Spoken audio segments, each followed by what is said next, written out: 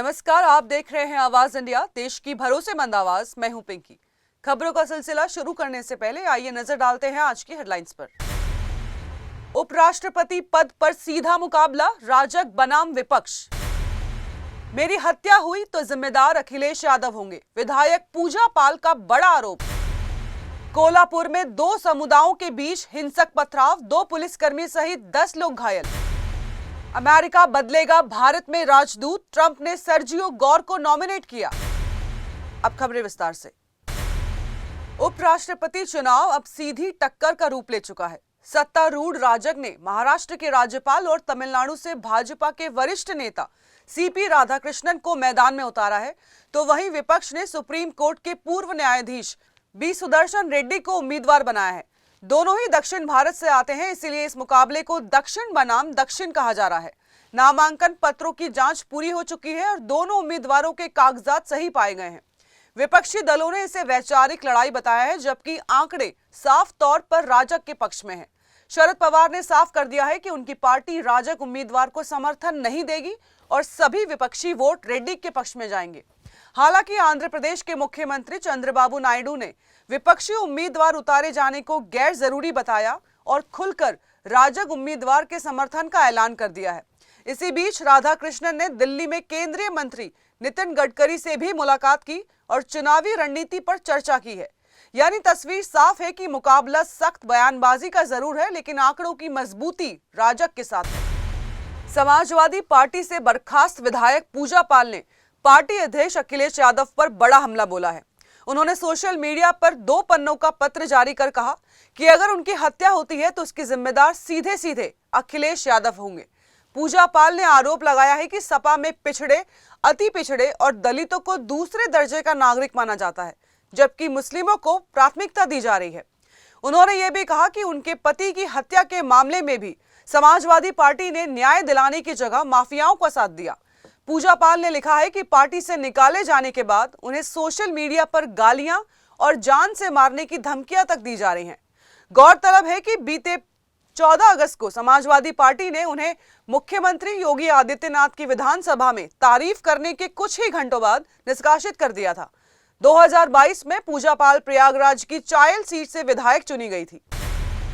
पटना से एक चौंकाने वाली और सनसनीखेज खबर सामने आई है। ग्रामीण कार्य विभाग के अधीक्षण अभियंता विनोद कुमार राय के घर ईओयू ने छापेमारी की है, जिसमें करीब 100 करोड़ रुपए की संपत्ति का खुलासा हुआ है। जांच में 52 लाख रुपए नकद और 26 लाख के सोने चांदी के जेवर बरामद किए गए हैं। लेकिन सबसे बड़ा ड्रामा तब शुरू हुआ जब छापेमारी की भनक मिलते ही उनकी पत्नी बबली राय ने लाखों के नोट और दस्तावेज जलाने की कोशिश की। रात करीब 2 बजे नोटों के जलने की दुर्गंध पूरे इलाके में फैल गई। अधजले नोटों की वजह से जब घर के टॉयलेट और पाइपलाइन जाम हो गए, ईओयू की टीम घर के बाहर ही डटी रही और सुबह तक इंतजार किया ताकि छापेमारी बिना किसी रोक टोक के पूरी की जा सके। सुबह 5 बजे टीम ने दरवाजा खटखटाया और इंजीनियर के 2 परिचितों के आने के बाद छापेमारी शुरू हुई। घर में प्रवेश करते ही अधजले नोटों की दुर्गंध ने सारी कहानी खोल दी। टॉयलेट और पाइपलाइन से अधजले नोटों के बंडल बरामद हुए हैं। सबसे चौंकाने वाला मामला यह है कि घर की पानी की टंकी में 39,50,000 रुपए नकद छुपा कर रखे गए थे। नगद राशि को प्लास्टिक पैकेट में लपेट कर रखा गया था ताकि पानी से न गले। इस दौरान बीमा पॉलिसी के दस्तावेज और लग्जरी कार इनोवा क्रिस्टा भी बरामद हुई है। 2 से 2.5 दर्जन जमीन के डीड की जांच चल रही है और आखिरकार विनोद कुमार राय को गिरफ्तार कर लिया गया है। पत्नी के खिलाफ भी कार्रवाई चल रही है। दोषियों के खिलाफ सख्त कानूनी कार्रवाई की जाएगी। पटना की एक घटना बताती है कि भ्रष्टाचार की चाल कितनी गहरी और कितनी ही सावधानी से क्यों न चली जाए, लेकिन ईओयू की सतर्कता और मेहनत ने इस भ्रष्टाचार के राज को उजागर कर दिया है। कर्नाटक विधानसभा में सियासी हलचल तेज हो गई है। उप मुख्यमंत्री डीके शिवकुमार पर विवाद तब और बढ़ गया जब उन्होंने विधानसभा परिसर में राष्ट्रीय स्वयंसेवक संघ का गीत नमस्ते सदा वत्सले मातृभूमि गाया। 73 सेकंड के इस वीडियो ने राजनीति में नया मोड़ ला दिया है। बीजेपी ने इस पर निशाना साधते हुए कहा है कि अब कांग्रेस के कई नेता सीधे आरएसएस की प्रशंसा कर रहे हैं। शिवकुमार ने अपनी सफाई में कहा है कि वो जन्म से लेकर आजीवन कांग्रेस के हैं और भाजपा से हाथ मिलाने का उनका कोई सवाल ही नहीं उठता।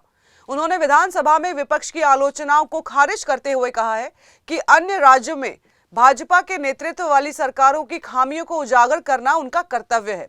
इस विवाद के पीछे पिछली टिप्पणी भी है, जब भाजपा ने शिव कुमार पर उनके आरएसएस विरोधी या आलोचनात्मक रुख को लेकर कटाक्ष किया था। शिव कुमार ने स्पष्ट कर दिया है कि वो कांग्रेस नेतृत्व के प्रति पूरी तरह वफादार हैं और किसी भी तरह के गठबंधन में शामिल नहीं होंगे। इस घटना ने राजनीतिक गलियारों में बहस छेड़ दी है और अब सभी की नजरें इसी पर टिकी हुई हैं कि आगे कांग्रेस की रणनीति क्या होने वाली है।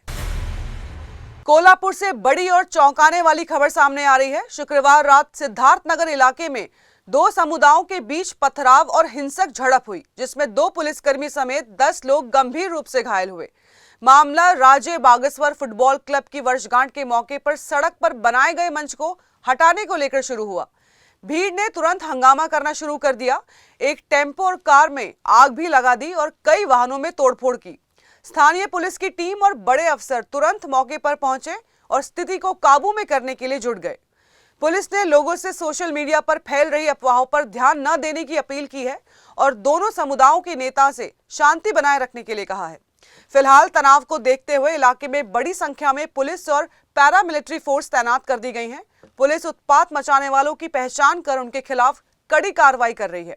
ये घटना जिले में सुरक्षा की जिम्मेदारी और प्रशासन की सतर्कता पर सवाल खड़े करती है।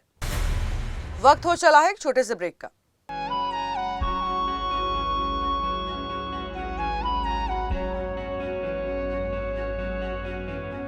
आवाज इंडिया,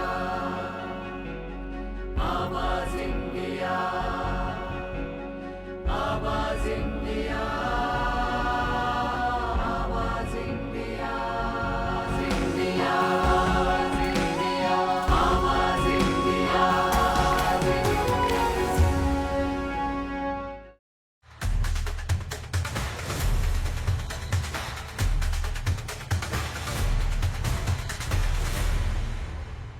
ब्रेक के बाद आप सभी का स्वागत है। बढ़ते हैं अगली खबर की ओर।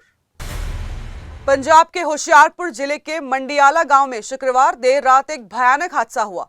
एक ट्रेन ने एलपीजी से भरे टैंकर को टक्कर मार दी, जिससे टैंकर सड़क पर पलट गया और उसमें जोरदार धमाका हो गया। इस ब्लास्ट के तुरंत बाद टैंकर से गैस रिसाव होने लगा और आग इतनी तेजी से फैली कि आसपास के घर और दुकानें भी इसकी चपेट में आ गए।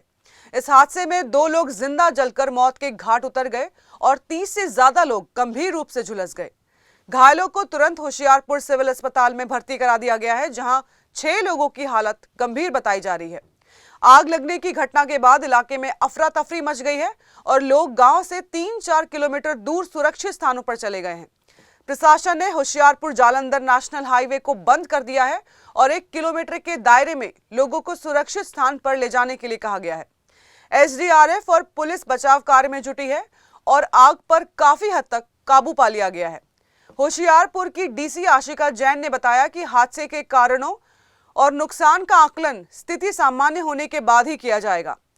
पंजाब के कैबिनेट मंत्री डॉक्टर रवजोत सिंह ने कहा है कि ये एक दुखद हादसा है और प्रशासन पूरी तरह कोशिश कर रहा है कि सभी घायलों को सुरक्षित अस्पताल तक पहुंचाया जाए। इलाके में लोग अभी भी दहशत में हैं और प्रशासन उनके लिए राहत और बचाव कार्य कर रहा है। उत्तराखंड के चमोली जिले में शुक्रवार की आधी रात बादल फटने से थराली क्षेत्र में भारी तबाही हुई है। तेज बारिश और पहाड़ों से आए मलबे ने थराली कस्बे और उसके आसपास के गांव का हाल बेहाल कर दिया है। थराली बाजार, कोटदीप और तहसील परिसर में मलबा भर गया, जिससे कई घरों और दुकानों को भारी नुकसान हुआ है। तहसील परिसर और एसडीएम आवास तक मलबा घुस गया, वहीं खड़ी कई गाड़ियां भी दब गई। कस्बे की सड़कों पर इतना मलबा भर गया है कि तालाब जैसी दिखने लगी हैं। इस हादसे में पास के सागवाड़ा गांव में मलबे की चपेट में आकर एक युवती की मौत हो गई, जबकि एक व्यक्ति अभी भी लापता है। चेपड़ो बाजार में कई दुकानें क्षतिग्रस्त हुई, जिससे इलाके में अफरा तफरी का माहौल है। भारी बारिश और मलबे के कारण थराली ग्वालदम मार्ग और थराली सागवाड़ा मार्ग पूरी तरह बंद हो गए हैं, जिससे लोगों की आवाजाही रुक गई है। प्रशासन और एसडीआरएफ की टीमें राहत बचाव कार्य में लगातार जुटी हुई हैं। बीआरओ की टीमें सड़क खोलने की कोशिश कर रही हैं ताकि यातायात बहाल किया जा सके और राहत सामग्री प्रभावित गांव तक पहुंचाई जा सके। जिलाधिकारी डॉक्टर संदीप तिवारी ने सुरक्षा को देखते हुए शनिवार को थराली तहसील के सभी स्कूलों और आंगनबाड़ी केंद्रों को बंद करने का आदेश दिया है। गौरतलब है कि इस मानसून सीजन में उत्तराखंड में बादल फटने की कई घटनाएं सामने आई हैं। इसी महीने उत्तरकाशी और रुद्रप्रयाग में बादल फटने से तबाही मच गई थी, जिससे कई लोगों की जानें गई और दुकान घर बह गए। अब चमोली में आधी रात ये हादसा एक बार फिर से पहाड़ी इलाकों में प्राकृतिक आपदाओं की गंभीरता और त्रासदी को सामने लाता है। ऑनलाइन फैंटेसी गेमिंग पर अब ताला लग गया है। राष्ट्रपति द्रौपदी मुर्मू ने online gaming promotion and regulation bill को मंजूरी दे दी है।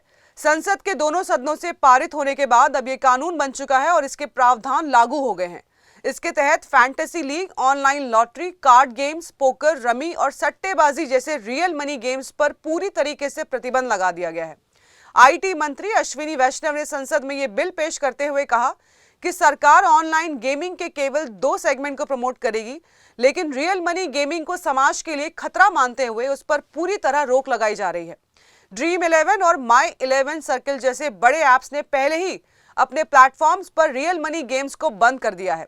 करीब 3.8 अरब डॉलर की अनुमति ऑनलाइन गेमिंग इंडस्ट्री पर इस फैसले से बड़ा असर पड़ने जा रहा है। भारत सरकार ने साफ कर दिया है कि देश में चीनी वीडियो ऐप टिकटॉक पर लगाया गया प्रतिबंध अब भी बरकरार है और इसे हटाने का कोई आदेश जारी नहीं किया गया है।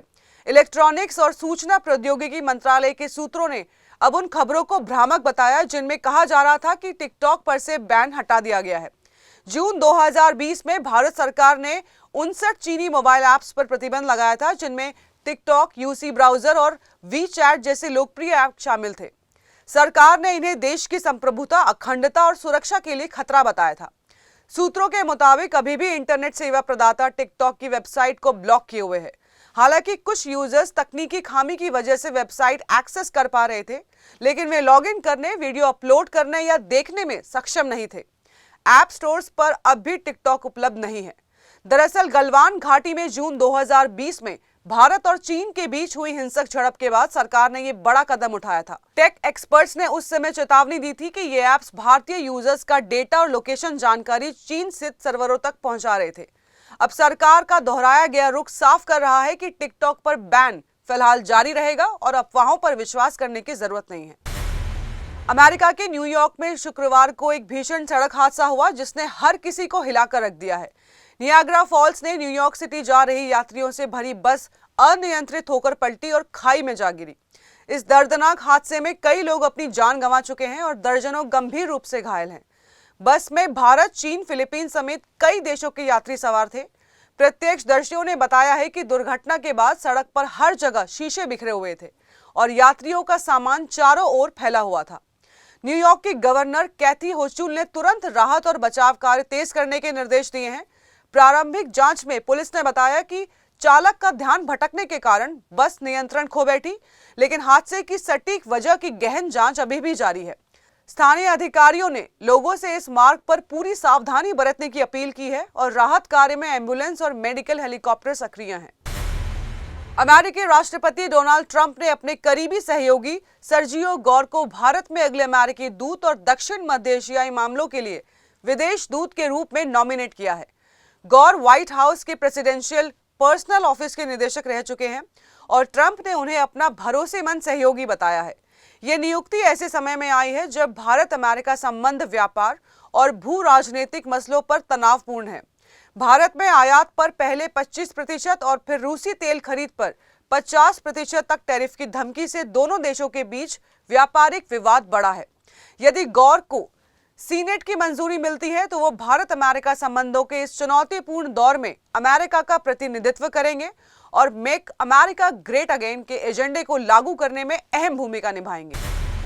तो फिलहाल के लिए आवाज इंडिया में बस इतना ही। देश और दुनिया की खबरों से जुड़े रहने के लिए देखते रहिए आवाज इंडिया।